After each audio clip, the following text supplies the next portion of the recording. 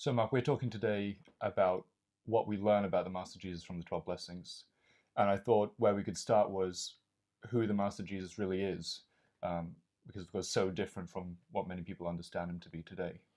Yeah, I think if you asked a lot of people what they think Jesus was really like, Mm. probably one of the first words they'd say is gentle, Mm. which is certainly true. And you can hear that in the way he speaks while delivering the 12 blessings through Dr. King. But that's certainly not his only attribute, Mm. and arguably not his greatest attribute, because he was also an individual of tremendous power, very uncompromising, very definite, um, did not care what people thought of him at all, did not care about the norms of society at the time, Mm. and was not afraid to make trouble, even. Mm. Uh, for example, when he, if this story is true, as recounted in the Bible, when he disrupted the moneylenders in the temple. And if somebody did that today, they would be arrested. So this is, in the best possible sense, a spiritual troublemaker, and a very brave person, very inspired person, of course, but not inspired so much in the sense of being artistic and working alone and producing something beautiful in a normal sense, but inspired in the highest possible sense of spreading spiritual truth, doing the right thing, and giving a teaching that I think was quite literally alien. This is at a time when, of course, the idea of mercy and compassion did exist, but there was nothing like the concept of welfare that we have today, or human rights, or equality, or anything like that. And for an individual to come along and preach turning the other cheek it's really just extraordinary. And although it's inexcusable, of course, you can see why so many people turned against him, because it was just too outrageous.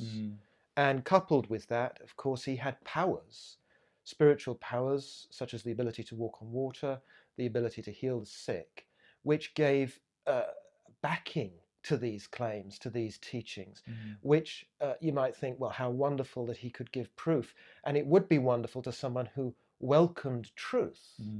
But for someone who despised truth, and unfortunately there are a lot of them on earth, this was really the last thing they wanted.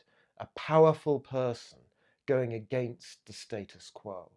For him to come and to not just talk about healing, but also to give healing in such a practical way, I think is a demonstration of how revolutionary his presence and his teaching and his action really was at that time. Unfortunately, there still is some very backward thinking about healing. Um, Another thing that people think about healing is that it's all magical or supernatural, and it isn't. It's a natural thing. It's a higher form of nature. Saint Augustine actually said something similar about miracles, that there is in fact um, no such thing as being contrary to nature. There are only things that we don't yet understand about nature.